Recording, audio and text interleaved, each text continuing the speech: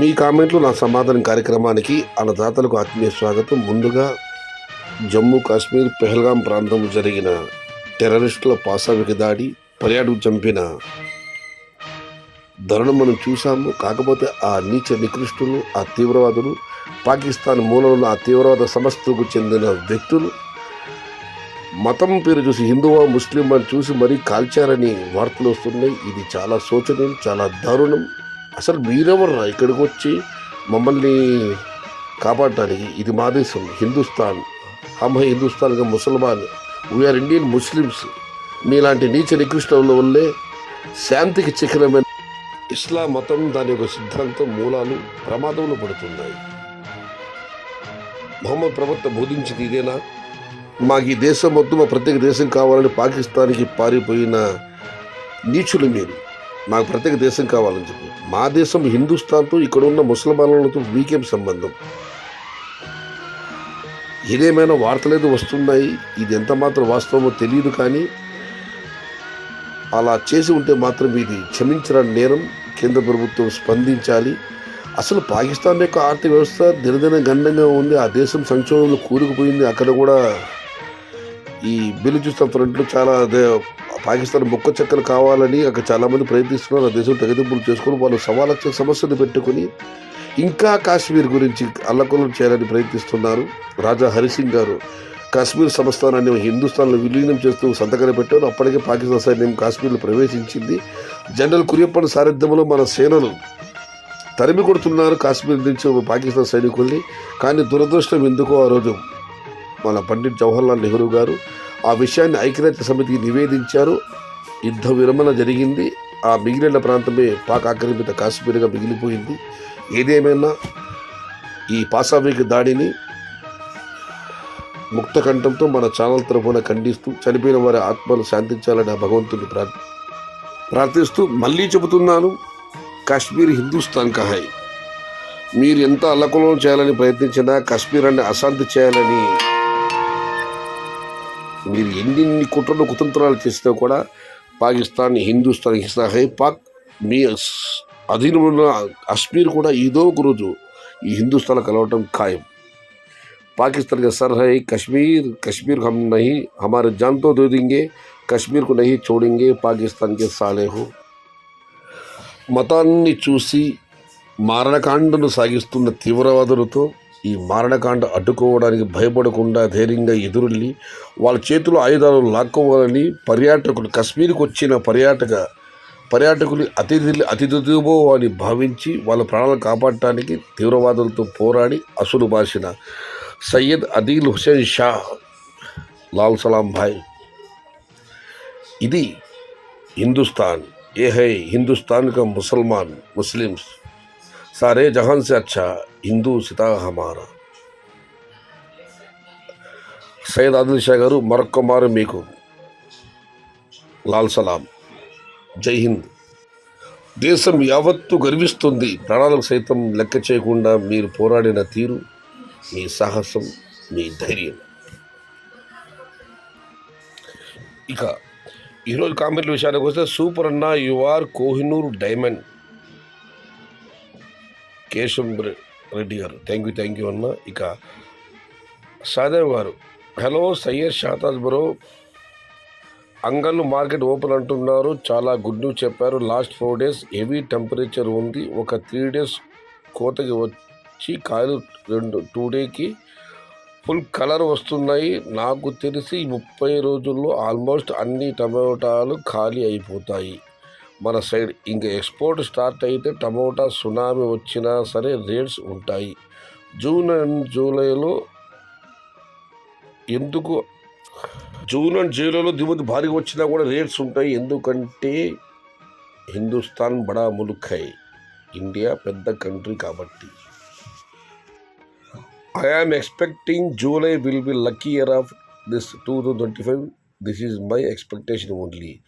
July సంవత్సరం 2025 July నెల 2020 సంవత్సరానికి లక్కీ నెలగా ఆయన అభివర్ణిస్తున్నారు. ఇక హరిరెడ్డి గారు, అన్న అందరూ తొరకోళ్ళు మీలాగా ఎందుకు ఉండరన్నా? ఎందుకు ఈ టెర్రరిస్ట్ అటాకులు? అన్నా అటాక్ చేసింది హిందుస్థాన్ ముస్లిమ్స్ కాదన్నా, పాకిస్తాన్ ప్రేరిత తీవ్రవాద సంస్థలు ఇవి.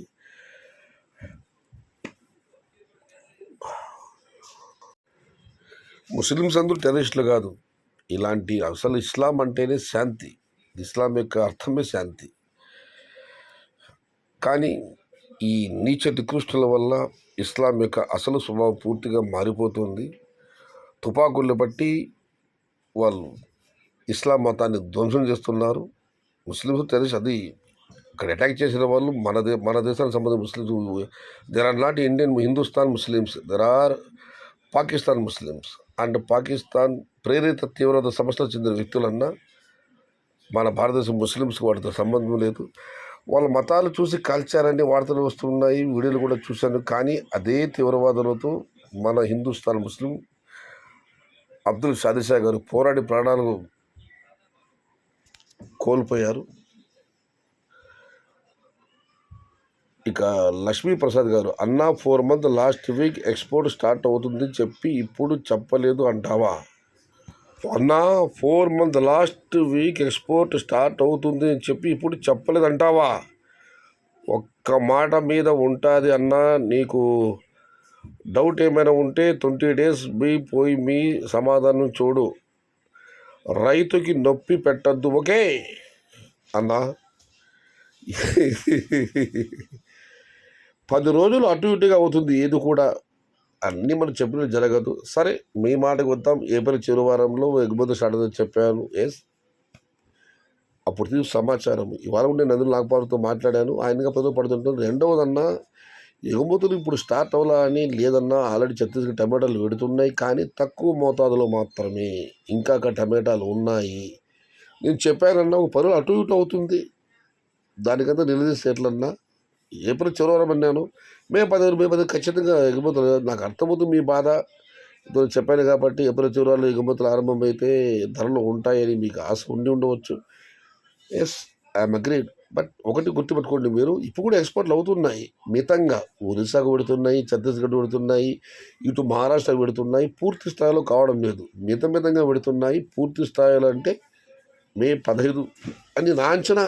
చూద్దాం ఏమవుతుందో. All the best to Angallu mandi owners and supporting labours and transport people and tomato farmers. Srirama garu, thank you bro. జై ఏఎన్ఆర్ తెలుగు టెక్ గారు. ఇప్పుడు క్రేట్స్ డిమాండ్, ఇప్పుడే క్రేట్లు ఈ విధంగా డిమాండ్ ఉంటే మరి జూన్ అండ్ జూలై ఎలానో మరి. వినోద్ కుమార్. ఎన్టీఆర్ నాయుడు గారు, ఎక్స్పోర్ట్ జరిగినా స్టాక్ ఎక్కువ వస్తుంది, రేట్స్ మేలో కూడా డౌట్ అనిపిస్తుంది అన్నా. ఇక శివకుమార్ గారు, అన్నా రోజుకి మొలకొచ్చిన మార్కెట్కి కాయలు భారీగా పెరుగుతున్నాయి. దానికి కారణం ఫిబ్రవరి 1st వీక్ నుంచి భారీ ప్లాంటేషన్లు జరిగాయి.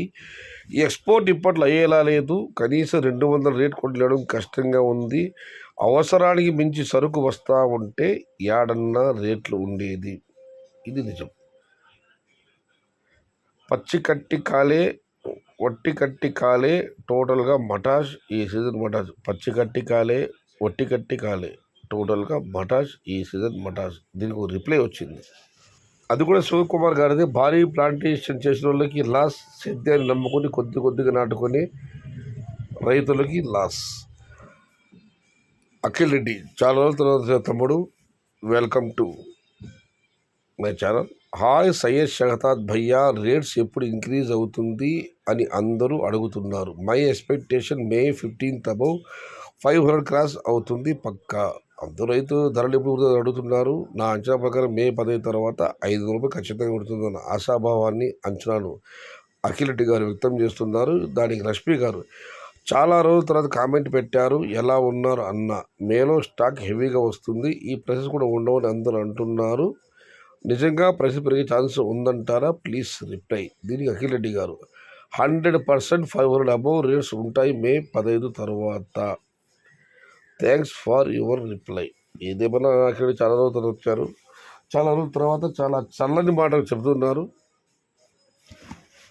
మీకు ధన్యవాదాలన్నా. ఇక మనం మరొక కామెంట్ పరిశీలిస్తే, అన్నా రేట్లు ఎప్పుడు పెరుగుతాయి? రేట్లు డౌన్ అయినప్పుడు ఏ రాజకీయ నాయకుడు పట్టించుకోరు. కేజీ 200 అయినప్పటికీ ప్రతి ఓడు ధర్నాలు చేస్తారు. వాళ్ళు కొనే 1 కేజీ కొనేకి ఆర్డర్లు పెడతారు. అదే మనం చికెన్ మటన్కి ఫిక్స్డ్ రేట్లు ఉంటాయి.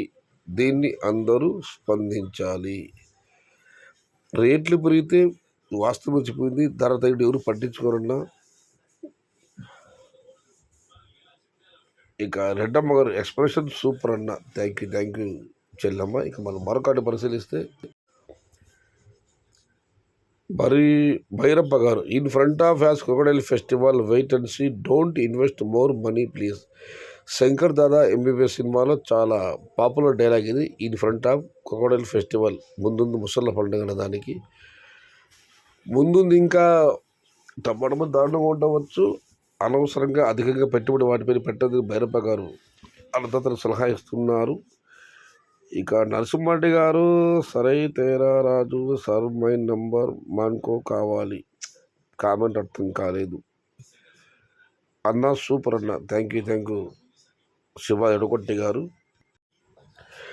Why like that be campaigns you can don't give not coming you can give like means give in information otherwise stay correct say correctly otherwise be silent.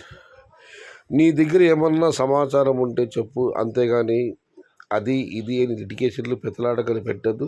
తెలిస్తే చెప్పు లేదా నోరు మూసుకో అని కిషన్ బాబు గారు కామెంట్ పెట్టారు. లైఫ్లో అంతే, ఏది మన కోసం ఆగదు. ఎస్, అది మాత్రం వాస్తవం. కాలం ఎప్పుడు ఆగదు. కానీ అన్న ఒక్క విషయం మీద పంచుకోవాలి.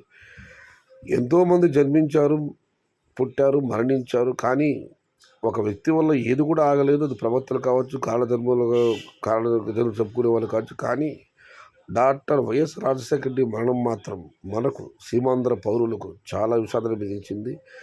ఆయన బతికుంటే రాష్ట్రం విడిపోయేది కాదు. ఆయన మరణించిన తర్వాతనే స్తబ్దుగా ఉన్న ప్రత్యేక రాష్ట్ర డిమాండ్లు మళ్ళీ ఊపందుకున్నాయి. కాంగ్రెస్ అధిష్టానం కూడా ఆ తర్వాత వేగంగా అడుగులు వేసింది. ఇటు ఇక్కడ జగన్మోహన్ గారు దెబ్బతీయాలని చెప్పి రాష్ట్రాన్ని 2 ముక్కలు చేసింది. రాజశేఖర రెడ్డి గారు బతుకుంటే మాత్రం ఈ విభజన ఎప్పటికీ జరిగేది కాదు. ఆయన చెప్పారు విలేకరులు అడిగితే కూడా 100 కోట్ల మంది ప్రజలు ఒప్పుకోవాలి అని చెప్పి. ఒక్క విషయాన్ని మాత్రం అందరం మనం సీమాంధ్ర పౌరులు కానీ తెలంగాణ సమాజం అంగీకరించిన విషయం, రాజశేఖర రెడ్డి గారు బతికుండి ఉంటే మాత్రం రాష్ట్ర విభజన కలియుగంత వరకు జరిగి ఉండేది కాదు. ఒక వ్యక్తి వల్ల ఒక సమాజం వ్యవస్థ నష్టపోయి ఉంటే నాకు తెలిసి అది కేవలం ఎనుగూడి సంతిరెడ్డి రాజశేఖర రెడ్డి జననేత రాజన్న మాత్రమే. ఇక మనం మరొకటి పరిశీలిస్తే I have seen yesterday night videos on hailstorm in మహారాష్ట్రలో వడగళ్ళ వర్షం కురిసింది, నేను చూశానని చెప్పి శ్రీరామ గారు కామెంట్ పెట్టారు. Very good artist farmers kings boy farmers. ఇక ముప్పలపాటి గారు నిన్న మిగతా తెలిసిందే, హెవీ ప్లాంటేషన్, కూలీల కొరత, ఆటో వల్ల డిమాండ్లు అని చెప్పి నేను చాలామంది కామెంట్ పెట్టడం జరిగింది. దానికి ఉప్పలపాటి గారు, నేను రైతునే, లేబర్ అనడానికి ఏం లేదు, మనకు పని జరగాలని కూలీలు పెంచుతాం, ఈ రేట్లు ఉన్నాయి, 400 ఇవ్వలేం అంటున్నారు. ఒకవేళ చిన్న బాక్స్ 1000 దాటితే లేబర్ 500కి పెంచుతాం. అది కూడా ప్రతి ఒక్కరూ నా తోట కాయలు కోసి మాడు తోలాడి, ఇలాగే అందరూ అనుకుంటాం. అందరూ అనుకోవడం వల్లే కూలీ రేట్లు పెరుగుతాయి. అన్న ఎగుమతులు స్టార్ట్ అయినప్పుడు కలర్ కాయలు వెళ్ళవు, ఆకుకూర టమాటాలే పెరగాలి, కాయలు క్వాలిటీ మారిపోతే ధర తగ్గిపోతుంది. అందుకు అందరికీ ఆత్రం ఉంటుంది. అది ఈసారి ప్లాంటేషన్ భారీగా జరిగింది. ఇంకా ముందు ఈయన చెప్పినట్టు ఇదివరకు in front of crocodile festival, ఈ ధరలు ఎక్స్పోర్ట్ పక్కన పెట్టండి. నాకే ఆందోళనగా ఉంది, కూలీలు సరిపోతారా, కూలీలు దొరుకుతారా లేదా అని. చూద్దాం ఏం జరుగుతుందో. అదే బెటర్. ఈయన ఆనంద్ ఉమా గారు కూడా ముందుంది ముసళ్ళ పండగ అని. ఇక మనం మరొక కామెంట్ని పరిశీలిస్తే, ఈ సంవత్సరంలో టమోటా ధర లేదు, కూరగాయలకు కూడా రేట్ లేదు, ఈసారి రైతుల టైం బాగలేదు అన్నా, దేవుడే దిక్కు. వినోద్ కుమార్ యాదవ్ గారు. ఇక కొండ మీద దామోదర్ అనుకుంటాను, నీవు రైతుల పాలిట ఒక దేవుడు, మా బాధలు ఎవరికో చెప్పుకోలేక నీతో పంచుకుంటున్నారు అన్నా, నీవు దేవుడు అన్నా. మనిషి ఎప్పుడు దేవుడు కాలేడు, అలా పోల్చుకుంటే మీ అభిమానం కావాలి. మీ కామెంట్లు నా సమాధానమైన కార్యక్రమం. మీ యొక్క అభిప్రాయాలను అందరితో పంచుకునే వేదిక మాత్రమే. ఇక్కడ మాత్రం ఫ్యూచర్ రేట్లు, ప్లాంటేషన్ వివరాలు ఏమీ ఉండవు. నాకు తెలిసిన సమాచారాన్ని మీతో చెప్పుకుంటాను అంతే. ఏదేమైనా ఈ కార్యక్రమాన్ని ఆదరిస్తున్న మీకు, వీక్షకులందరికీ సహశాత దంపతుల శతకోటి వందనాలు. ఈశ్వరరెడ్డి గారు గారబురుజు నుంచి. అన్నా, మా దగ్గర లేబర్ 550 రూపాయలు విత్ లంచ్ అన్న. గారబురుజు మీకంతా తెలిసిందే. పరశు ఇప్పుడు యూట్యూబ్లో ఫేమస్ నా మిత్రుడు. మీ గారబురుజుకు నేను ఒకసారి శివరాత్రి పండగ రాత్రి జాగారం కూడా చేసి అక్కడ ఉన్నాను. అప్పుడు పరశు అవైలబుల్ దొరికేవాడు, ఇప్పుడు దొరకడం లేదు. గారబురుజు తన అనుబంధం తక్కువైనా కూడా గారబురుజు అంటే నాకు చాలా ఇష్టం. ఎందుకంటే నా స్నేహితుడు నివాసం గారబురుజు. పరశు, జయప్రకాష్, కార్తిక్ వీళ్ళ ముగ్గురు నాకు బాగా పరిచయస్తులు, స్నేహితులు. ఇక బాలనాయుడు గారు, అన్న ఈ సాంగ్ ఆగది నిమిషము నీ కోసము. శోభన్ బాబు గారికి, ఏఎన్ఆర్ గారికి బాగుంటుంది అనుకునే వాళ్ళు చాలామంది ఉన్నారు. నన్ను అడిగితే మీకు కూడా బాగా సూట్ అయ్యింది. థ్యాంక్ యూ బాలనాయుడు గారు. ఇక చివరిగా శ్రీ మంజునాథ్ గారు, కర్మణ్యే వాధికారస్తే మా ఫలేషు కదాచన. ప్రతి situation be calm, be patience, everything will be all right within 15 days. కర్మ చేయడం మాత్రమే గదరం కలదు, కర్మఫలము ఆశించవలదు. భగవద్గీతలో శ్రీకృష్ణ పరమాత్ముడు చెప్పింది. కాబట్టి ఆందోళన చెందకండి. ప్రస్తుత స్థితి ధరలు చూసి మౌనంగా ఉండండి, ప్రశాంతంగా ఉండండి. అన్నీ 15 రోజుల్లో సర్దుకుంటాయి. It the time few of the farmers will die due to unbearable investment. చాలామంది పెట్టుబడులు భారీగా పెట్టారు, చాలా ఆందోళన ఉన్నారు. డై డ్యూ టు ఆత్మహత్యలు చేసుకోవడానికి కూడా సిద్ధంగా ఉన్నారు. ఎందుకంటే భారీగా పెట్టుబడి పెట్టి హరిరెడ్డి గారు కామెంట్ పెట్టారు. అన్న ఆందోళన చెందకండి, ఇంకా సమయం ఉంది, చూద్దాం ఏం జరుగుతుందో. ఏదేమైనా అందరికీ మంచిగా మరొకమారి భగవంతుని ప్రార్థిస్తూ, మతాలను చూసి పర్యాటకులపై కాల్పులు జరిపిన తీవ్రవాదులారా ఒక్క విషయం గుర్తుపెట్టుకోండి. పర్యాటకుల్ని కాపాడాలని మీతో పోరాడి అసలు బాసినది ఒక ముస్లిం, షేక్ ఆదిల్ షా. ఇది Hindustan, this is Indian Muslims. ఇది హిందుస్థాన్ ముసల్మానుల యొక్క దేశభక్తి, జాతీయత. ఇది మీ కామెంట్లో కార్యక్రమం.